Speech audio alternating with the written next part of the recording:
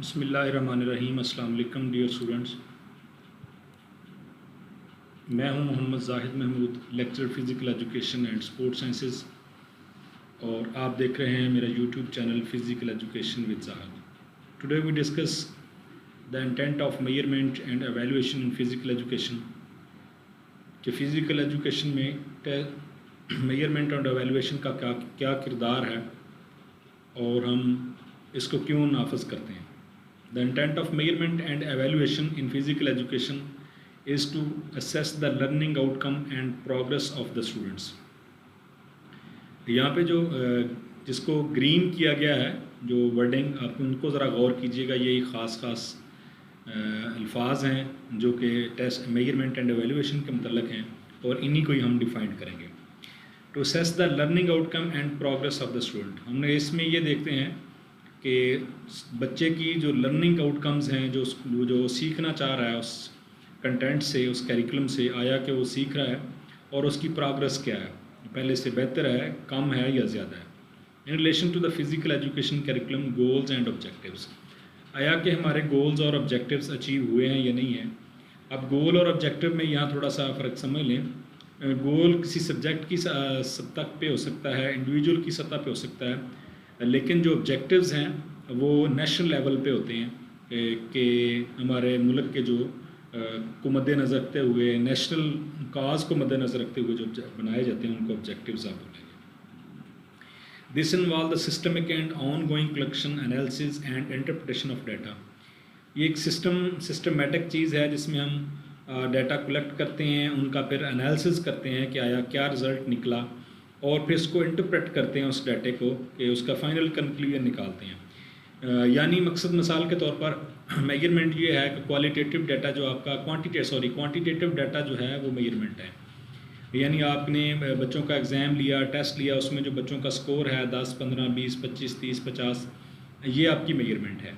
और इस डाटे को आप फिर कैसे कलेक्ट करते हैं, टेस्ट लेते हैं, फिर उसको एनालिसिस करते हैं कि आया कि पिछले टेस्ट में क्या पोजीशन थी, इसमें क्या पोजीशन है, और फिर इसको इंटरप्रेट करते हैं उन्हीं चीज़ों को देखते हुए कि कहाँ पे, किस एरिया पे हमें काम करने की ज़रूरत है।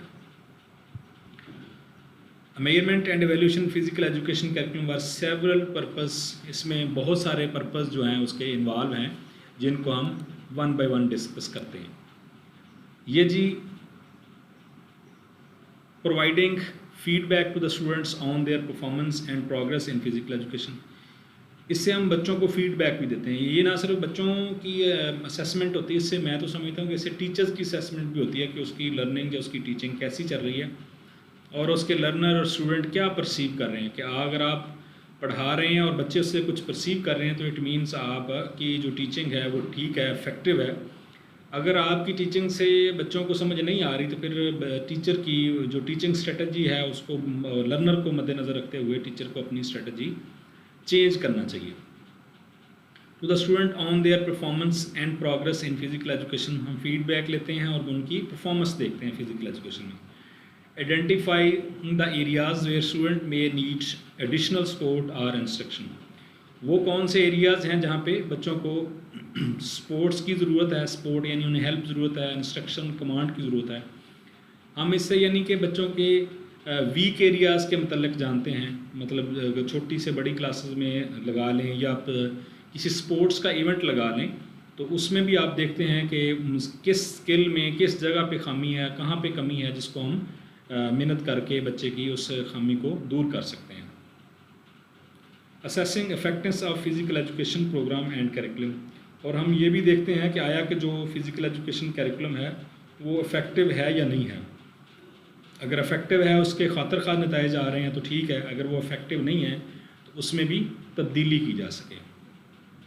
Informing decision about allocation of resource for physical education program, हम ये भी डिसाइड करते हैं कि जो फिज़िकल एजुकेशन प्रोग्राम के लिए हमने जो फंड्स, जो पैसे एलोकेट किए हैं, जो रिसोर्स एलोकेट किए हैं, मिसाल के तौर पर टीचर्स की तादाद, कैरिकुलम, आप फिज़िकल एजुकेशन के हिसाब से देख लें, अब gymnasium, sports, track and field का आपका कोर्ट वगैरह, गेम्स के और बाकी साजो सामान, ये सारी की सारी चीज़ें हमने एक देखनी है कि आया कि वो बच्चों की नीड्स को पूरा कर रही हैं या कम हैं। अगर कम है तो इन रिसोर्स को बढ़ाया जाए, और अगर इक्विपमेंट जो है वो स्टैंडर्डाइज नहीं है, तो हम स्टैंडर्डाइज इक्विपमेंट की तरफ जाएँ। Supporting accountability and transparency in physical education, अब ये सबसे बड़ी अहम बात है। कोई भी अदारा हो, घर हो, यहाँ तक कि अल्लाह ताला का निज़ाम भी अकाउंटेबिलिटी और ट्रांसपेरेंसी से चलता है कि हमारी हर चीज़ की बाज़ परस होगी हमसे, ये अकाउंटेबिलिटी है, और हम हर चीज़ को सही तरीके से कर रहे हैं, ये ट्रांसपेरेंसी। यानी अकाउंटेबल से मुराद है कि हर शख्स जो है अकाउंटेबल है। बच्चे हैं तो वालिदैन उनसे पूछने वाले हैं, वालिद हैं तो उसके वालिदैन हैं। इसीलिए जब कभी आप जॉब में होते हैं तो आपके सीनियर जो हैं, बॉस है, वो अकाउंटेबल आपका आया कि आप अपना काम सही तरीके से कर रहे हैं या नहीं कर रहे। और ट्रांसपेरेंसी भी यही है कि जिस मकसद के लिए जो फ़ंड और जो चीज़ें रखी गई हैं, आया उसी मकसद के लिए इस्तेमाल हो रही हैं या किसी और मकसद के लिए, यानी उसमें कोई बेईमानी तो नहीं हो रही।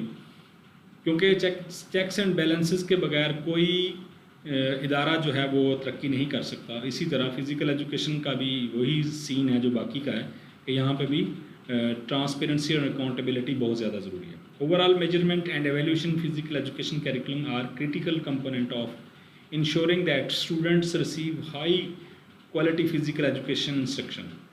और ओवरऑल मेजरमेंट एंड एवेल्यूशन का यही मकसद है कि ये बड़ा क्रिटिकल कंपोनेंट है कि जो बच्चे हैं वो हाईली फिजिकल एजुकेशन इंस्ट्रक्शन जो है वो ले रहे हैं जो उनको लेनी चाहिए या नहीं, and achieve the desire learning outcomes, और आया कि जो उनके आउटकम्स हैं लर्निंग के, यानी मिसाल के तौर पर अगर हम छोटे बच्चे को देख लें कि उसको हम शॉर्ट पट, जेवलिन, हैमर ये चीज़ें रख के उसको बता सकें कि ये चीज़ हैमर है, ये इस तरह की गोल होगी तो ये गोला होगा, इसको हैमर बोलते हैं, ठीक है, शॉर्ट पट बोलते हैं, फिर जो स्टिक होगी उसको नेज़ा बोलते हैं, ताकि ये लर्निंग आउटकम है कि आया कि वो चीज़ों को देखकर इनकी पहचान कर सके। इसी तरह जैसे जैसे लेवल ऊपर आगे बढ़ता जाएगा, बुनियादी चीज़ों से हम आगे की तरफ जाएंगे, तो वहाँ पे हमारे लर्निंग आउटकम्स और होंगे, यानी छोटी क्लासेस में और हैं, उस जैसे जैसे उसकी क्लास बड़ी होगी बच्चे का मेंटल लेवल जो है वो बेहतर से बेहतर होगा, तो उसके लिए लर्निंग आउटकम भी अलग से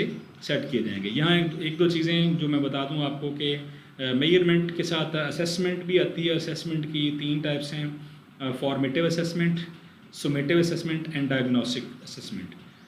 फॉर्मेटिव असेसमेंट मीन्स जब कभी आपकी ड्यूरिंग क्लास टीचर जो बच्चे से पूछता है, या आप कह लें कि मिड का एग्ज़ाम है, ये आपके सारे के सारे ये ड्यूरिंग टीचिंग वो देखता है कि बच्चा सीख रहा है या नहीं है, या सडन टेस्ट वो ले लेता है, तो ऐसी सूरत में ये सारी की सारी चीज़ें आपका फॉर्मेटिव असेसमेंट में आती हैं।